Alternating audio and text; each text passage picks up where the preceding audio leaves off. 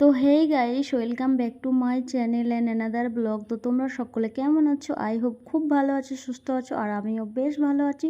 সকলকে জানাই অনেকটা ওয়েলকাম। তো নতুন একটি ব্লগ শুরু করতে চলেছি, তোমাদের ভালো লাগবে আশা করি, দেখতে থাকো।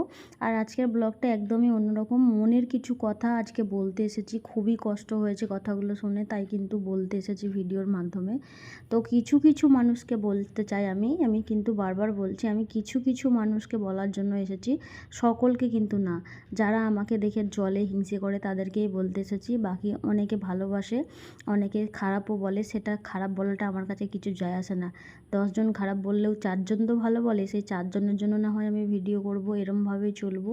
তো যেটা বিষয় সেটা হলো, আমার বরকে কিন্তু তোমরা দেখতে পাও না সচরাচর আমার ভিডিওতে, কারণ আমার বর কিন্তু, সবাই জানো যারা আমার ব্লগটা দেখো, তাও বলে দিচ্ছে, আমার বর কিন্তু ভিন রাজ্যে থাকে, পুনেতে, মহারাষ্ট্রের।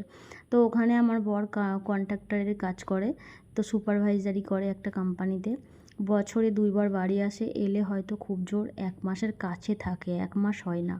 তো সেই কারণে যখন একটা ছেলে বাড়িতে থাকে না, তার বউকে কিন্তু দোকান করা, বাজার, সবজি বলো, গ্যাস ফুরালে, চাল ফুরালে, ইলেকট্রিক বিল, টিভি রিচার্জ করা, ফোন রিচার্জ করা থেকে বলো, সবটা A to Z, নিজের শরীর খারাপ, নিজেকে সুস্থ রাখা, দেখাশোনা রাখা, তার বাড়ির লোক, আত্মীয় স্বজনকে মেনটেন করাটা কিন্তু আমাকে একা হাতেই সামলাতে হয়। তখন কিন্তু আমার বর এসে থাকে না। আর যখন 6 মাস পরে সে আসে, তার বউকে যদি একটু হেল্প করে, কিছু মানুষের জলে। এবার কিছু কথা বলতে আসি, যেটা হলো আমার কথা হচ্ছে যে, আমার সংসারে থাকতে গেলে আমার বরের সাথে এরকম তো নয় যে পৃথিবীতে কোনো স্বামী স্ত্রীর ঝগড়া হয় না। হ্যাঁ, আমাদের মধ্যেও হয়, আমি এটা বলবো না যে আমাদের ঝগড়া হয় না। হ্যাঁ, আমাদের মধ্যেও হয়। কী নিয়ে হয়? বাড়িতে আসলে ও হয়তো একটু বাইরে বেরালো বন্ধুদের সাথে, কিংবা একটু বেশি টাইম হয়তো কোথাও গিয়ে আড্ডা দিয়ে আসলো, ওগুলো নিয়ে আমি রাগ করি যে এতগুলো দিন পরে এসেছো, তুমি বাড়িতে টাইম দাও, বাবা মা আছে, বউ আছে। আর অনেকেই জেনে গেছো, আমার মেয়েকে ভালো স্কুলে পড়ানোর জন্য কিন্তু বাপের বাড়িতেই রাখি।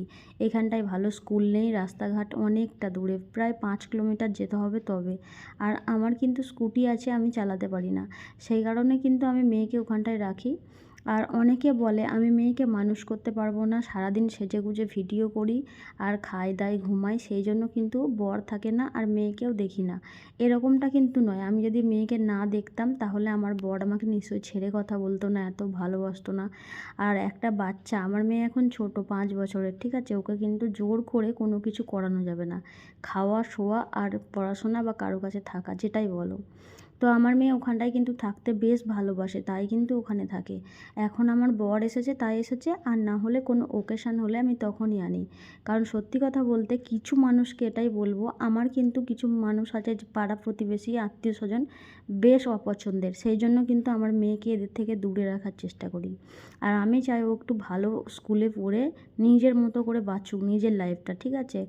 আর এটাই বলবো, আমার বর বাড়ি এলে 6 মাস পরে যখন বাড়ি আসে, 6 মাস পরে এলে হয়তো 15-20 দিন থাকে, তখন যদি একটু বউকে কাজে হেল্প করে বা বেশি নিয়ে ঘোরে বা একটু হাসি মজা করে, তখন কিছু লোকের খুব ফাটে। আবার 6 মাস পরে যেহেতু বাড়িতে আসে, তাই আমাদের ঝগড়াটা কিন্তু কেউ শুনতে পায় না, যেহেতু টুকটাক ঝগড়া হলেও ফোনে হয়। আর বাড়িতে এসে যদি একটু ঝগড়া হয়, সেটাকে নিয়ে পাড়ার লোকে এত রং চড়িয়ে দেয়, বলে নাকি ডিভোর্স হয়ে যাবে, চলে যাবে, থাকবে না, এই বউ রেখে কী লাভ, সারাদিন কাজ করে না, ঘুমায়, খেয়ে দিয়ে ছাদে নাচ করে সেজেগুজে। আরে বাবা, নাচটা আমার প্যাশন, আর যেটা বলবো, আমার বর থাকে না, আমাকে টাইমটা কাটাতে হয়। আমিও একটা মানুষ, আমি নিশ্চয়ই বুড়ি হয়ে যাইনি। তো আমারও মন বলে কিছু আছে, মন খারাপ করে বরের জন্য, মেয়ের জন্য, সেই কারণে কিন্তু আমি একটু সেজেগুজে ভিডিও করি না, যেরম থাকি সেরম করি। তা ভিডিও করতে ভালোবাসি, ভিডিও করতে আমার বরই বলে। আমি কোনো টাকা পয়সা নিয়ে ভিডিও করি এরম কিছু না, আর যে সংসারটা চলে যায় ভিডিওর পয়সায়, এরকমটাও না। তাদেরকে বলবো এই কথাগুলো বলা বন্ধ করো। এক সংসারে থাকলে যেরকম ঝগড়া হয়, সেরকম আমার বরের সঙ্গেও আমার হয়, আবার ভালোবাসাটাও আছে। তাই কিন্তু আমার বর নিজে হাতে কেটে বেটে রান্না করে খাওয়ালো। আর আমার বর এসেছে, তাই আমার প্রত্যেক দিন এই সব উল্টো পাল্টা যা বলো ফাস্টফুড খাবার দাবার নিয়ে আসে, তাই খাওয়া দাওয়াটা হয়। তো দেখতেই পেলে, বর নিজের হাতে কাটলো, বাটলো, রান্না করলো, মাংস, স্যালাড কেটেছে, এইদিকে দেখতে পাচ্ছ বাটিতে, মেয়েকে বিরিয়ানি এনে দিয়েছে, সন্ধ্যাবেলা টিফিনের জন্য কিন্তু ঘুগনি, ফুচকা, লেবু, ফল টল সবজি নিয়ে এসেছিলো। তারপরে এখানে মাংস করেছে আর মেয়ের জন্য বিরিয়ানি এনেছে। এবার এটাকে লোকে কিছু বলবে, কিছু কিছু লোকের ন্যাকামি। যদি তাদের ন্যাকামি মনে হয় তাহলে আমি বলবো তারা আমার ভিডিও দেখো না, বা আমাকে সামনে দেখলেও দেখো কেন, দেখবে না, আমি তো বলিনি আমাকে দেখো। তবে উল্টোপাল্টা কমেন্ট করার জন্য আমি এটাই বলবো দুবার ভেবো, কারণ তোমাদের জামাইরা যখন মেয়েকে হেল্প করে তখন খুব ভালো লাগে। এইসব নোংরা মানুষগুলো খুব খারাপ।